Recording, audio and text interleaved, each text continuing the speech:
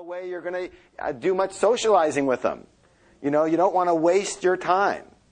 And so you've got to become the type of person that you've always wanted to be. And that's what we intend on helping you with, helping you reach your potential. The other thing is this.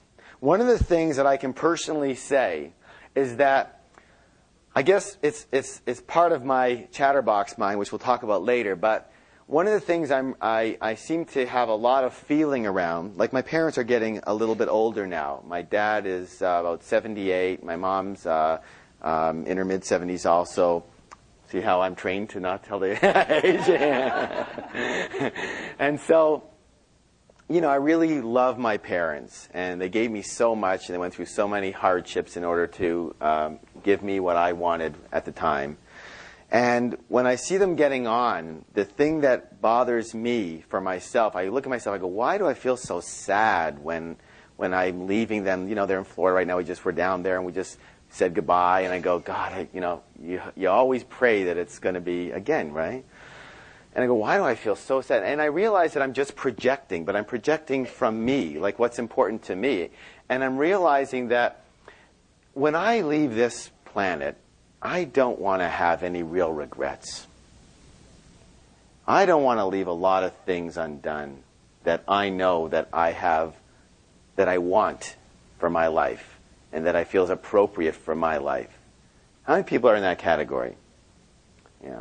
So that's one of the things that is really in the back of my mind with a lot of the work that we're doing, is helping you basically live your life to the fullest, so that when that time comes for you, you'll have had your priorities straight, you'll be the person that you wanted to be, and you'll be able to leave here with a clean slate. Is that okay for everybody? I didn't mean to be a downer or anything. Okay. Now, how do we do this? How do we accomplish this? Well, we have to, if we're going to do this in a real way versus a superficial way, which is what really is out there a lot these days, we have to work on the true source. The true what? Source. The true source of happiness and success. And therefore, where is that source? Yes, it's inside of us. It's you. Who is it? Yeah, it has to start with you. All the parts of you. If you take a look at the masses out there, the masses of people have a philosophy of life.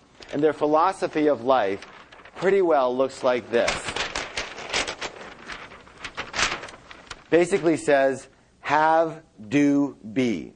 When I have or get this in my life, then I'll be able to do that. And then I'll be this. I'll be secure, finally. I'll be happy. I'll be peaceful. I'll be powerful. Whatever it is, right, that they're looking for. Because most people are looking for a feeling, aren't they? They want to feel good, right? True or true? That's what they're looking for in the end. But this is the process by which they're looking for it. But this is not the way enlightened people look at life. Enlightened people look at it exactly the opposite. And in so much that it's first I become the person, I am the person that I need to be able to do whatever it takes to have whatever I want. The having comes after the doing. True or true? You usually have to do before you have. And before you can do, you have to be a certain type of individual, don't you? I mean, I'll give you a quick example. About 6 months ago, a friend of mine called me from San Diego, where I just spent the last 9 years. And he's a very close friend, and he's got something pretty good on the go. And he called me, he asked me if I'd do some training for him. And when I was down there speaking, that I would spend a day with him, and I would help him understand and utilize television presentation techniques. He wanted to be on television. He thought he'd be good on Oprah and all these type of shows, and to promote his business and in fact, a new book.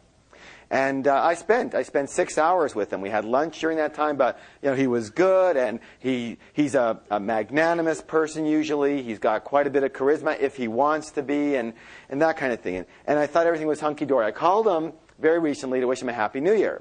And I asked him how things were going. And he said, well, they're going okay. And I asked him, how the book was coming. It was all done, and, it's out there and all that. And so then I popped the question. And I said, how's the TV?